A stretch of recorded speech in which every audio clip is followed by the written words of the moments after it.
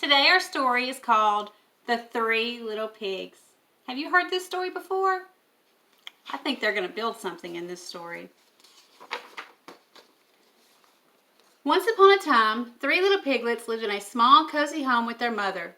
Their names were Porter, Perry, and Parker. You see them? They're all so busy. Are you busy at your house today? Porter was a relaxed sort of pig. He liked to play, eat, and sleep. Perry was a creative pig. He had lots of ideas, but he didn't always finish what he started. And Parker was a thoughtful little pig. He worked hard and did everything just the way he was supposed to. This kind of annoyed his little brothers. Can you see them? He is very busy, isn't he? The three little piglets got older and bigger and rounder. One day, their mother made a decision. "You've grown too big for this little house," she said. "It's time for you to go off into the wide, wide world and build homes of your own." See the picture? Do they look happy that their mama's telling them they're too big for her house? What would you do if you were grown up and mama said, "Oh, it's time to go. It's time to move out on your own"? The three little pigs packed their bags and got ready to leave their too cozy home. "Any advice for us, Mother?" Parker asked. "Why, yes," said their mother. "Watch out for that no-good big bad wolf who's always sulking around." There they go. Off in the big wide world.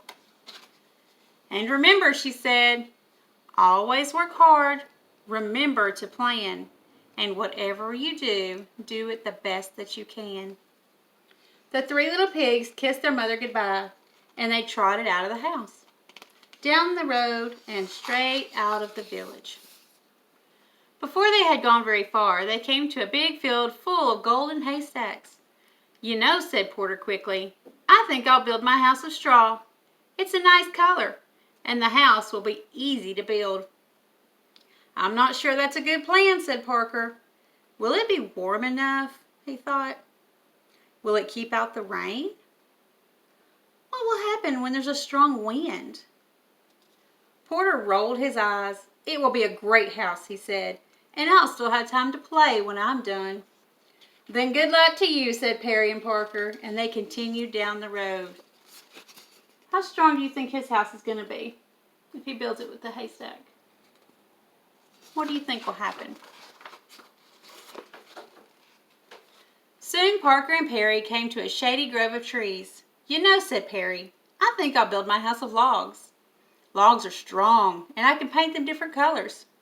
"That sounds like a good plan," said Parker, "if you finish what you start." "I will," said Perry, and he waved as Parker continued down the road.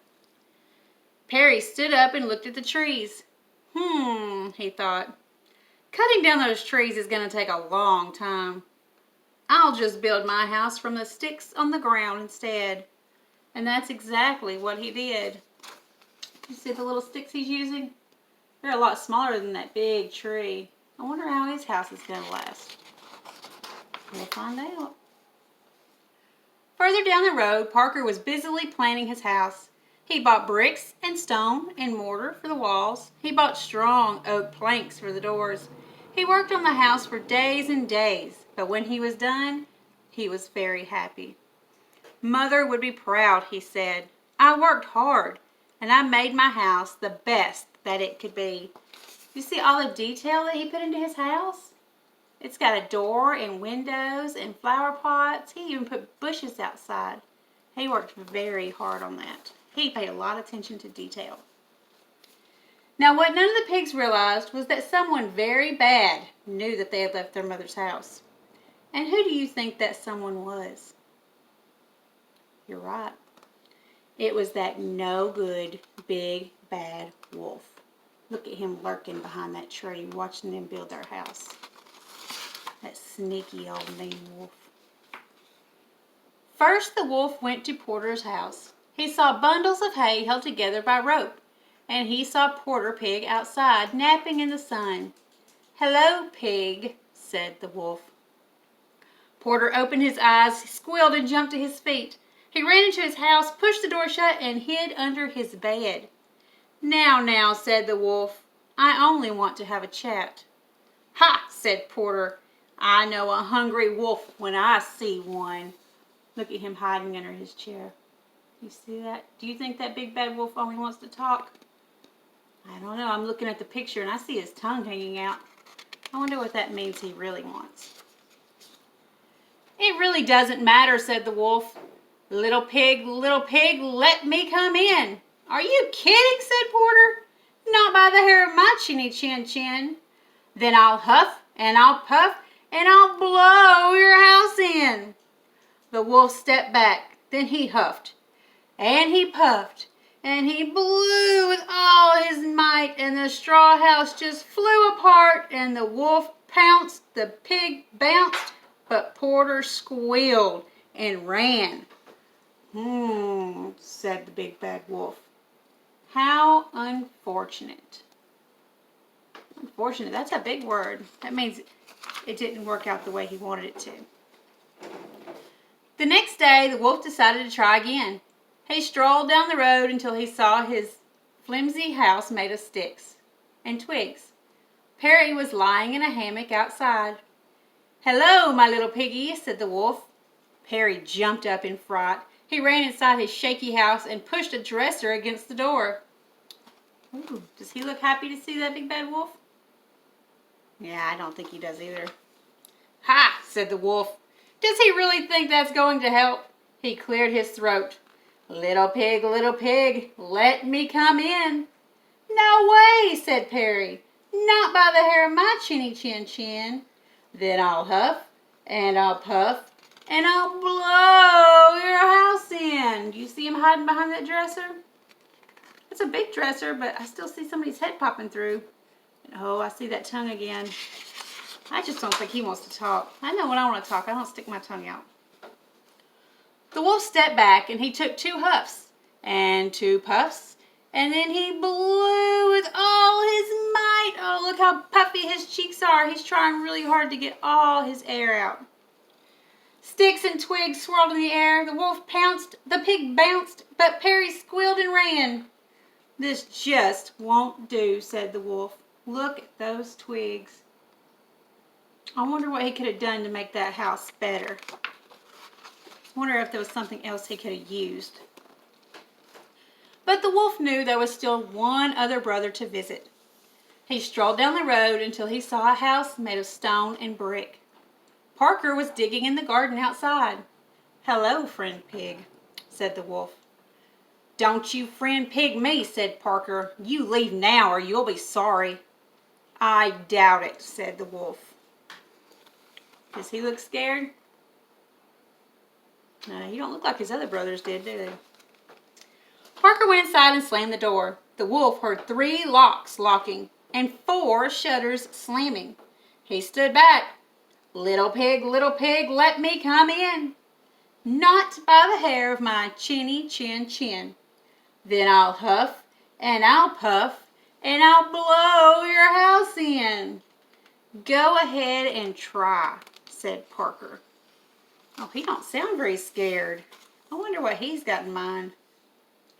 The wolf huffed 3 times. He puffed 3 times. And he blew with all his might. But nothing happened. Well, that's a surprise, said the wolf.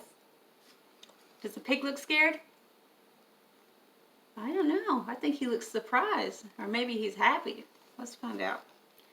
Now he huffed 4 times. 4 times. And he puffed 4 times.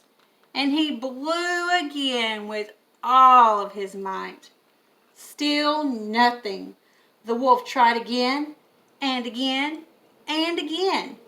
This is not going at all the way I expected, he said. Look at that wolf outside.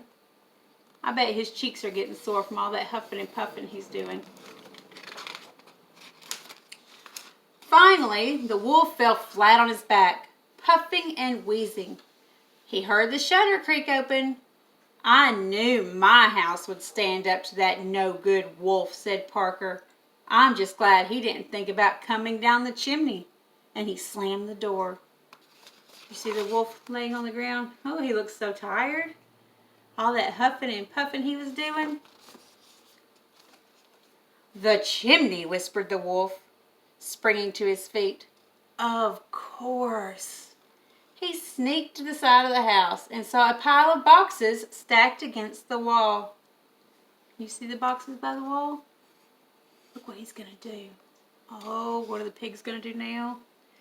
This makes it even easier, he chuckled. He climbed up the boxes. He crept across the roof. Then he jumped into the opening and slid down the chimney. We know somebody else that uses the chimney to get into a house, don't we? Rubbing his finger aside of his nose. But down below, water bubbled in a big black kettle that was hanging on the fireplace. Parker threw more wood onto the roaring fire. Here I come, little pig, said the wolf. You weren't so clever after all. Oh no, said Parker. The wolf landed in the kettle in a loud kerplunk. Water steamed and boiled all around him. The wolf howled in pain and shot straight back up the chimney. What did the pig have in their fireplace? Oh my goodness, what happened to this big scary wolf? He thought he was going to get in that house. Do you think he feels good now? I don't either. The water had boiled off half his fur. Oh no, cried the wolf. He was so embarrassed. He left the country never to be seen again. Porter and Perry moved in with their brother, and they lived happily ever after. Can you see the wolf? He looks so silly. His fur's all burned off his tail. I'm looking at that pig, and he looks very satisfied. He looks happy with the way he built his house. Everybody has a different house, and I hope you've been working on building houses of your own. Can you tell me when you come back to school what you used to build yours?